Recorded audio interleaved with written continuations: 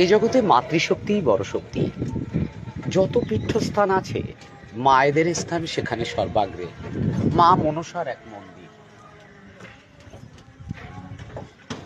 মা মনসার মন্দির। মা মনসা, মা কালী, মা দুর্গা, মা সরস্বতী, লক্ষ্মী, এরকম নারীদের পূজিত হয় সব জায়গা। নারী দেবী হিসাবে পূজিত হয় আমাদের ধর্মে। তবে নারী শক্তির যে মহিমা, নারী শক্তির যে অহমিকা, সেটা কিছুটা খর্ব হচ্ছে বর্তমান সময়ে। নারী শক্তি এখন প্রদর্শন প্রিয়তায় ব্যস্ত। নারী শক্তি, মাতৃশক্তি সব সময়ই পূজিত, সবসময় নমস্য।